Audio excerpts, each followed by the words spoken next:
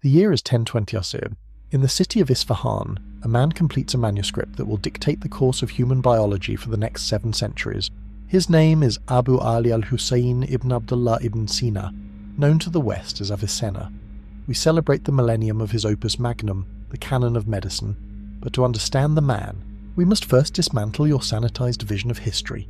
You likely believe the Islamic Golden Age was a spontaneous eruption of piety. It was not. It was the byproduct of a brutal, reshaping political upheaval that began in 632 CE. When the Prophet Muhammad died in 632, he was succeeded by Abu Bakr, the first leader of what would become the Arab Empire. Abu Bakr's immediate priority? Suppressing the apostates in the Ridda Wars. By 633 CE, he had achieved something the Romans and Persians never could. He unified the entire Arabian Peninsula under a single state. Think about that. The Romans held the northwest, the Persians held the northeast and southwest, but a single desert state ruling the whole? That was a historical first. What happened next? Abu Bakr sent a letter to his general Khalid ibn al-Walid with a simple instruction. Don't stop. Where was there to go? Only into the Persian Empire, a 1200-year-old institution that most contemporaries literally could not imagine the world without. Yet, by 711 CE, Arab armies had conquered an empire stretching from Pakistan to Spain. They swallowed the entire Persian Empire and 70% of the Roman Empire. Why does this matter for science? Because this new state inherited 3 conflicting legacies. First, the Roman model of empire. Second, the Persian model.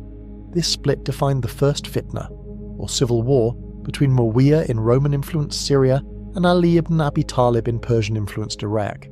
Muawiyah won, and for a time the empire pulled toward Rome. But there was a third inheritance, far more potent than tax codes or legionary tactics.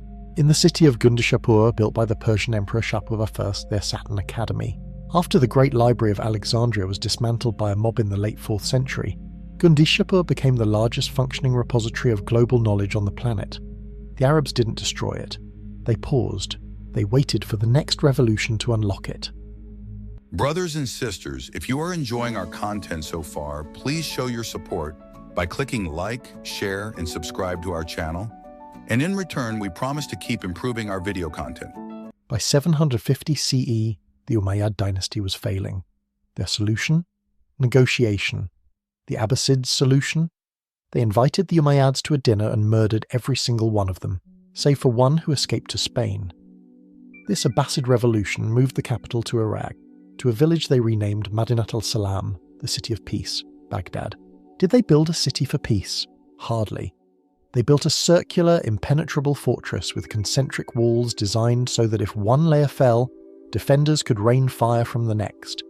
It was the Titanic design of the 8th century, and it worked exactly as well as the ship did once the internal compartments were breached. Inside these walls, however, they founded the House of Wisdom. This wasn't just a library, it was a factory for a new set of philosophies. You've been told that philosophy is a Western tradition born in Greece. But where is Greece? It is the Middle East. The man who started it all, Thales of Miletus, was ethnically Phoenician, and who taught Socrates. History has tried to delete her, but Socrates credits a woman named Aspasia from Miletus as his teacher. This knowledge didn't move from west to east. It moved through a blurred, interconnected world of colonies and ships. The House of Wisdom brought this Greek information back home, but it created a crisis. The translators could handle most of Aristotle, but they hit a wall with his metaphysics. It was driving the greatest minds of the age to tear their hair out.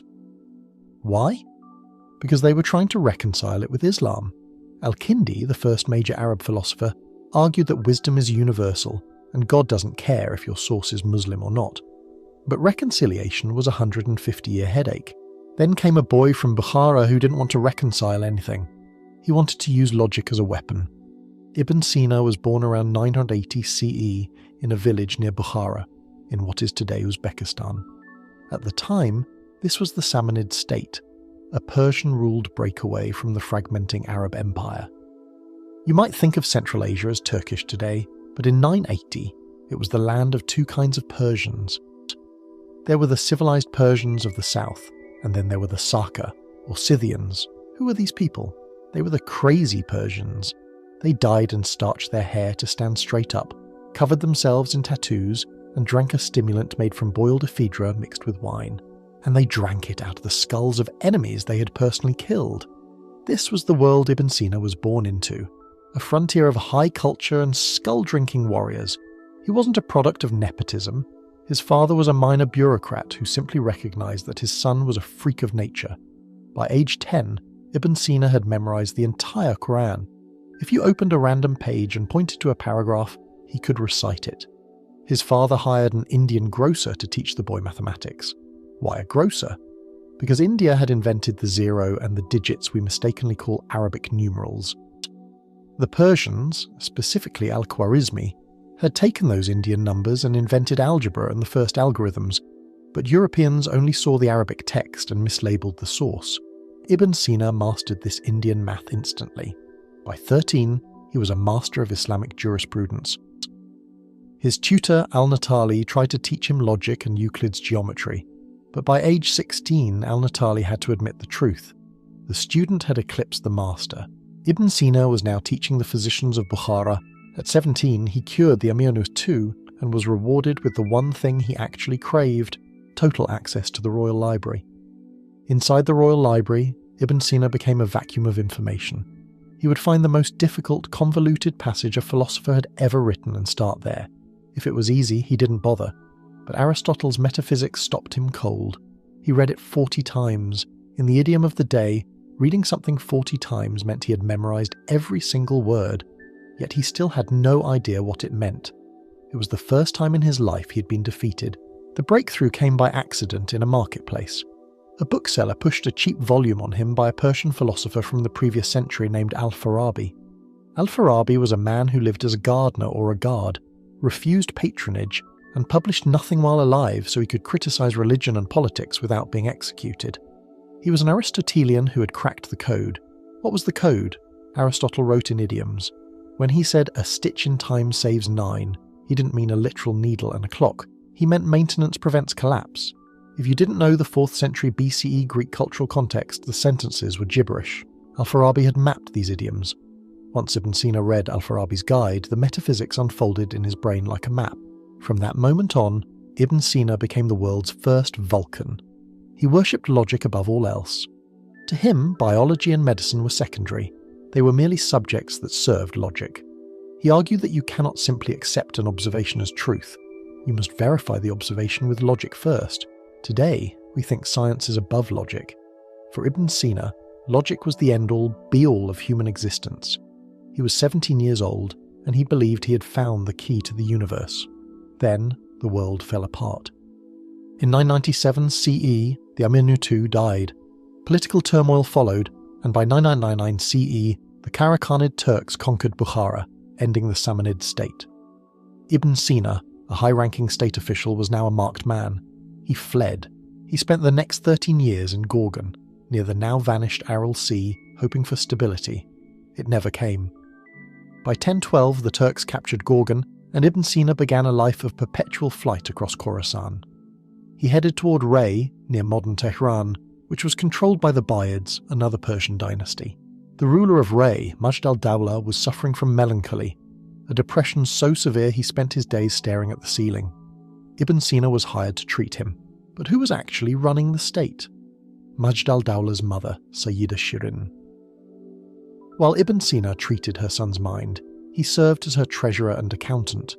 He was a polymath acting as a glorified clerk for a woman named Sweet, who held the reins of power. Eventually, the intellectual climate in Ray soured.